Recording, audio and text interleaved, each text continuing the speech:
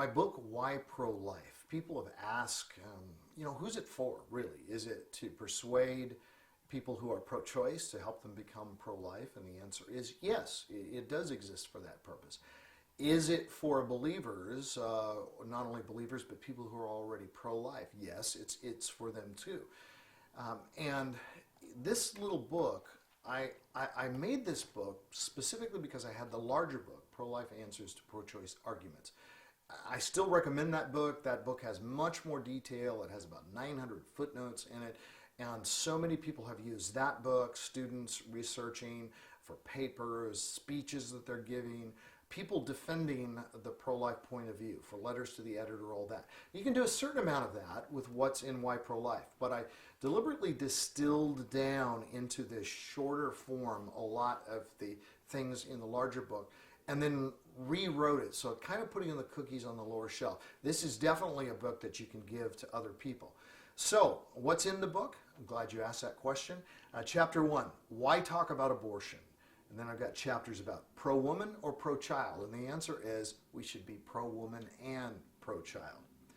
Is the unborn really a human being? What's the difference between egg and sperm and embryo and fetus? Is the unborn part of a woman's body? Well, no. I mean, just because it resides in a woman's body doesn't make it part of the woman's body. What do the pictures tell us? This has to do with ultrasound, sonograms, intrauterine photography. What do they tell us about who's there, who's inside? What makes a human life meaningful? Because a lot of people go, well, this isn't meaningful life. Really? Well, we were all there once, and we're grateful that nobody took our lives. Is abortion really a women's rights issue? Do we have the right to choose what we do with our own bodies? Well, yeah, for the most part, we do, of course.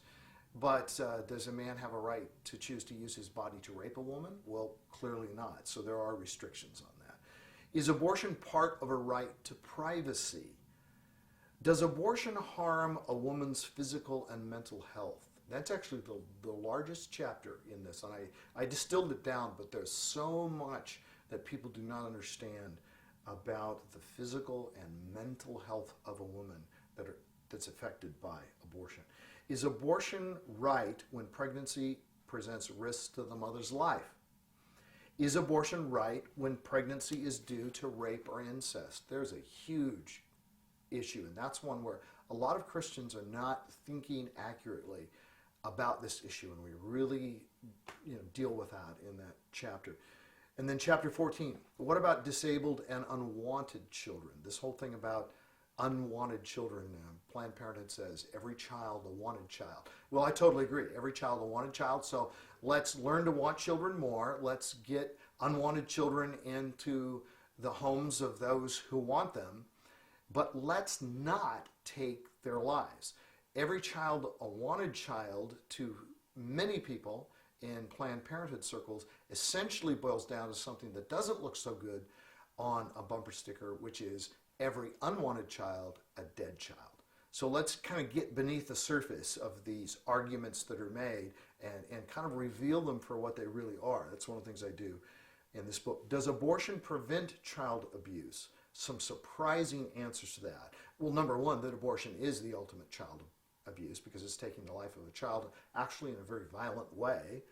But even apart from that, does it prevent child abuse on some large scale, or in fact, does it contribute to the mentality that people look at born children and they say, well, I had the right to take their life before they were born. What's the big deal if I beat them up once they are born? Now, nobody says it that way, but that's part of how we view children is very much affected by this issue of abortion.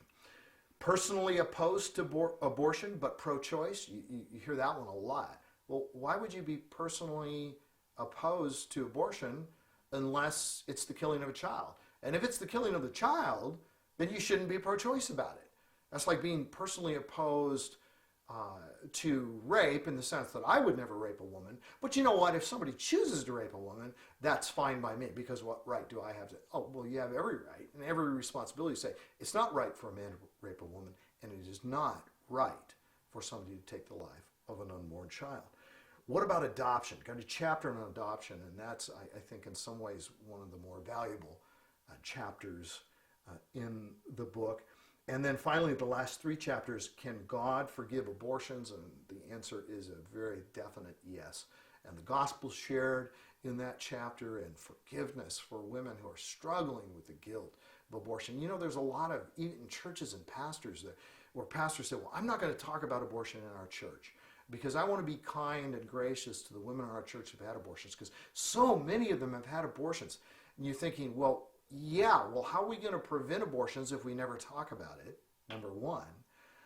And what about those people who haven't had an abortion, but they're going to have one unless you address it and deal with it and help people to think rightly and biblically about it?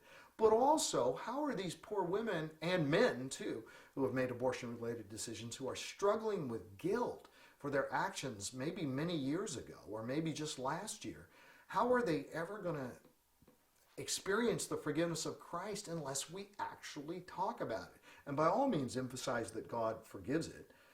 Pro-life issues, distraction from the Great Commission or part of the Great Commission? You hear a lot of people say, oh, abortion has nothing to do with the gospel. Abortion has nothing to do with the church. The church should stay out of it because it's a political issue. You know what? It's not a political. I mean, yeah, sure, of course it's a political issue, but at its basis, at its foundation, it is a biblical issue. It is a moral issue. How do we view children? And does every human being have the right to live? And then finally, how can I help unborn babies and their mothers? And end with that. Say, you know, there are things that all of us can do.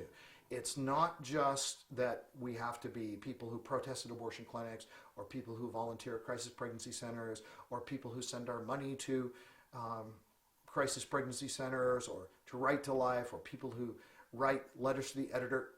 All of those things are great. But you know what? Every single one of us can talk to the person next door. Every one of us in our personal conversation can do what Scripture says. Speak up for those who cannot speak for themselves.